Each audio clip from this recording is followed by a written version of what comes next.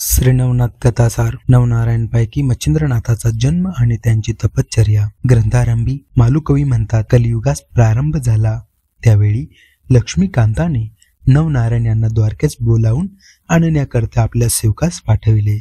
त्यावेळी सुवर्णाच्या सिंहासनावर लक्ष्मीकांत बसला होता. जवळ उद्धवही होता. इतक्यात कवी हरी, अंतरिक्ष प्रबुद्धी, पिप्पलायन, अभिहोत्र, चमस, दुर्मिळ आणि करभाजन असे नवनारायण तेथे येऊन दाखल झाले.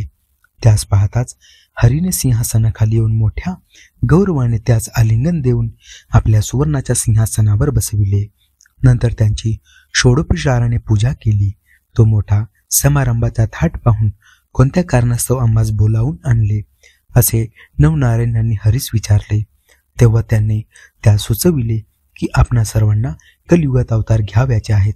जसे राजहंस एकजुटीने समुद्राच्या उदकात जातात त्याचप्रमाणे आपण सर्व एकदम अवतार घेऊन मृत्यूलोकात प्रकट होऊ. हरीचे असे भाषण ऐकून ते म्हणाले, जनार्दना, आपण आम्हास अवतार घ्याव्यास सांगता, पण अवतार घ्याव्याचा तो कोणत्या नावाने हे कळवावे. त्याचे हे म्हणणे ऐकून द्वारकाधीशाने सांगितले की तुम्ही सर्वांनी अवतार घेऊन संप्रदाय स्थापन करून दीक्षा देऊन उपदेश करीत जावा. तुम्ही कदाचित असे म्हणाल की आम्हासच अवतार घ्याव्यास सांगता. असे मनात आणू नका. तुमच्याबरोबर दुसरी बहुत मंडळी मृत्यूलोकी अवतार घेणार आहेत. प्रत्यक्ष कवी वाल्मिकी हा तुलसीदास होऊन येईल. शुकमुनी हा कबीर, व्यासमुनी तो जयदेव व माझा अति आवडता जो उद्धव तो नामदेव होईल.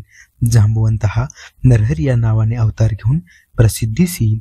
माझा भाऊ बलराम हा पुंडलिक होईल. मी सुद्धा तुमच्याबरोबर ज्ञानदेव या नावाने अवतार घेऊन येणार आहेत. कैलासपती शंकर हा निवृत्ती होईल. ब्रह्मदेव हा सोपान या नावाने अवतार घेऊन प्रसिद्धीस येईल. आदिमाया ही मुक्ताबाई होईल. हनुमंत हा रामदास होईल. मजशी रमणार होणारी जी कुब्जा ती जनी दासी या नावाने उघडकीस येईल. मग आपणाकडून होईल तितके आपण कलीमध्ये भक्ती महात्म्य वाढवू. अवतार कोणत्या ठिकाणी व कशा रीतीने घेऊन प्रगट व्हावे ते सविस्तर कळविण्याविषयी नवनारायणांनी पुन्हा विनंती केली. तेव्हा हरीने त्यास सांगितले की पराशर ऋषीचा पुत्र जो व्यासमुनी त्याने भविष्य पुराण हे पूर्वीच वर्णन करून ठेवले आहेत. पुरी ब्रह्मदेवाच्या वीर्यापासून 88,000 ऋषी निर्माण झाले. त्या प्रसंगी वीर्याचा काही भाग ठिकठिकाणी पडला.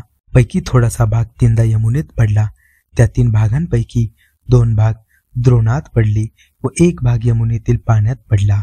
ते वीर्य लागलेच एका मच्छीने गिळले. तिच्या उदरात कवी नारायणाने जन्म घेऊन मच्छिंद्रनाथ नावाने जगात प्रगट व्हावे. शंकराने तृतीय नेत्रापासून अग्नी काढून जाळून टाकलेला जो काम तो अग्नीने प्राशन केला आहे. यास्तव अंतरिक्ष नारायणाने त्यांच्या जठरी जन्म घेऊन जालंधर नावाने प्रसिद्ध व्हावे. ते अशा रीतीने की कुरुवंशात जन्मेजय राजाने नागसत्र केले आहेत. त्याच्याच वंशात बृहद्रवा राजा हवन करील. तेव्हा दिमधून अग्नी गर्भ सांडील. त्या प्रसंगी जालंधराने त्या यज्ञकुंडात प्रगट व्हावे.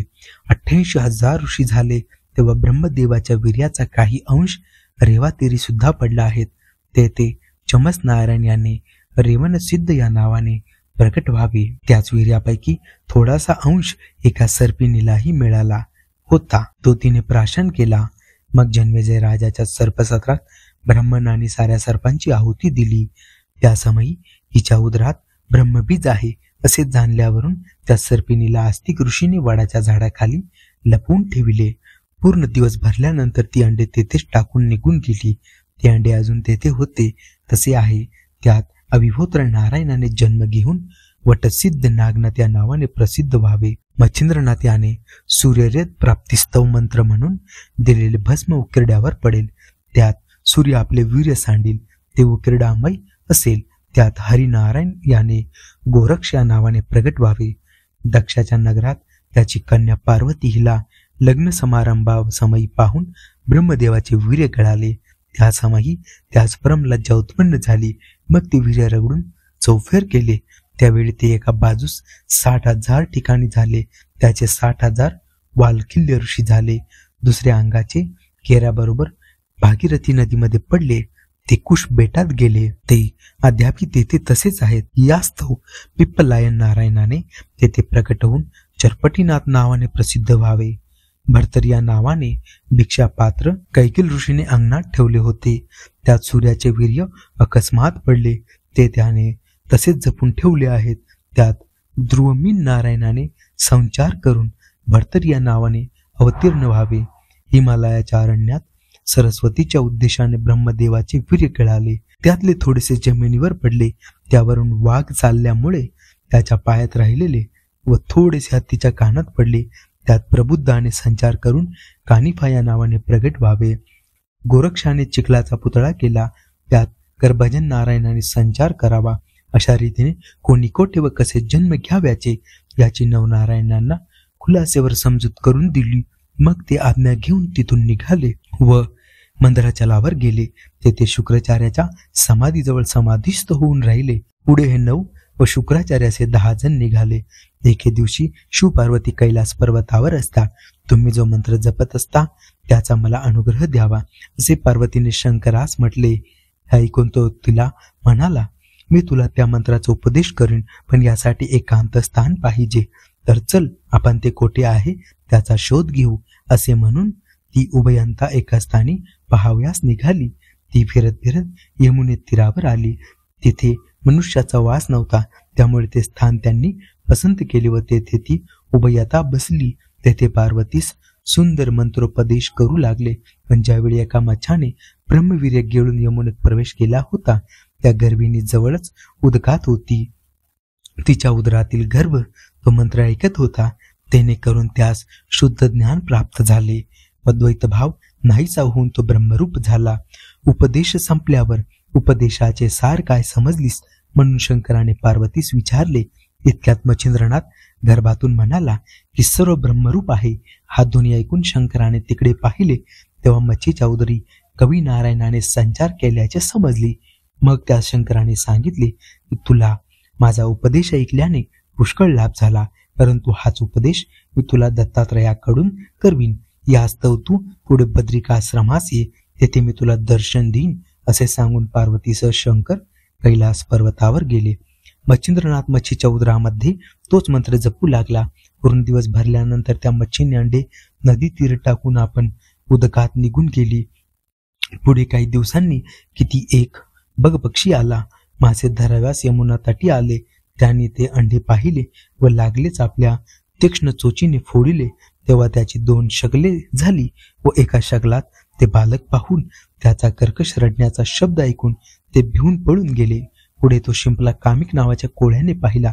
त्यात सूर्यासारखा दैदिप्यमान बालक पाहून त्याचे अंतकरण कळवळले आणि कोणीतरी सावज या कोमल बालकास मारील असे त्यास वाटले. इतक्यात आकाशवाणी झाली की हा साक्षात कवी नारायणाचा अवतार आहे. या बालकास तू आपल्या घरी घेऊन जा, नीट संरक्षण कर. याचे नाव मच्छिंद्रनाथ असे ठेव. याविषयी तू मनात किमपी संशय आणू नको. ते ऐकून कोळ्याने त्यास घरी नेऊन आनंदाने आपल्या शारदा स्त्रीला दिले व मुलगा आपणास ईश्वराने दिला आहे असे सांगून तिने त्यास घेऊन व अति आनंदाने स्तनाशी लावले. तो पाना फुटला. मुलगाही दूध पिऊ लागला. मग मुलास नाऊ माकू घालून पाळण्यात निजविले. आधीच त्या उभ्यातांना मूल व्हावे म्हणून आशा सुटली होती. तशात अवचित्र पुत्र रत्न हाती आल्याने त्यास अनुपम आनंद झाला.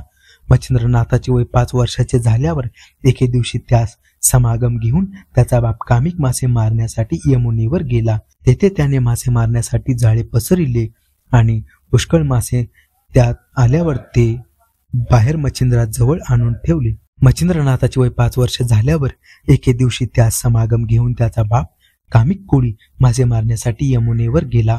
तेथे त्याने मासे मारण्यासाठी जाळे पसरले आणि पुष्कळ मासे त्यात आल्यावर ते बाहेर मच्छिंद्रनाथाजवळ आणून ठेवून पुन्हा जाळे घेऊन तो पाण्यात गेला. ते बापाचे कृत्य पाहून आपल्या मातृकुळाचा नाश कराव्यास या उद्युक्त झाला आहे असे मच्छिंद्रनाथाच्या मनात आले. तसेच आपण असता बाप हे कर्म करीत आहे हे स्वस्थ बसून पाहून चांगले नाही.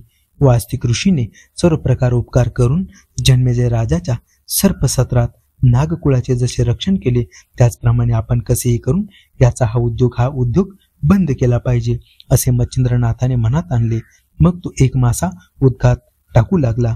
ते पाहून त्याच्या बापास इतका राग आला की तो लगेच पाण्याबाहेर आला आणि त्यास बऱ्याच चपराक मारून म्हणाला, मी मेहनत करून मासे धरून आणतो व तू ते पुन्हा पाण्यात सोडून देतोस, तर मग खाशील काय? भीक मागावायची असेल अशा लक्षणांनी असे बोलून तो पुन्हा उदकात शिरला. त्या माराच्या तिरमिराने मच्छिंद्रनाथास फार दुःख होऊन भिक्षेचे अन्न पवित्र असते व तेच अन्न आपण खावे असा विचार करून तो बाप पाण्यात शिरला असे पाहून त्याची दृष्टी चुकून मच्छिंद्रनाथ तेथून निघाला. फिरत फिरत बद्रिकाश्रमास गेला. तेथे त्याने 12 वर्ष तपश्चर्या केली. ती इतकी कठीण की त्याच्या हाडांचा सांगाडा मात्र राहिला. इकडे श्री दत्तात्रयाची स्वारी शिवालयात गेली व शंकराची स्तुती करताच शंकराने प्रसन्न होऊन प्रत्यक्ष भेट देऊन आलिंगन दिले व जवळच बसविले. नंतर उभयंतांनी एकमेकास नवल वर्तमान विचारले. तेव्हा बद्रिकाश्रमात अत्यंत रमणीय अरण्य पाहण्याचे दत्तात्रयाने आपली इच्छा असल्याचे शंकरास कळविले. मग त्याचबरोबर घेऊन शंकर अरण्यात गेला. त्याच समयी मच्छिंद्रनाथाचा उदयकाल होण्याचे दिवस आल्या कारणाने तो योगायोग घडून येण्यासाठीच दत्तास अरण्य पाहण्याची वासना होऊन त्या शंकराचा रुकारही मिळाला. ते उभयंतांना बद्रिकावनात शोभा पाहून आनंद पावले. अशाच प्रमाणे श्री नवनाथ भक्तिसार कथेचा अध्याय 1 येथे समाप्त झालेला आहे. आपण भेटूया पुन्हा पुढील अध्यायामध्ये. तोपर्यंत श्री गुरुदेव दत्त.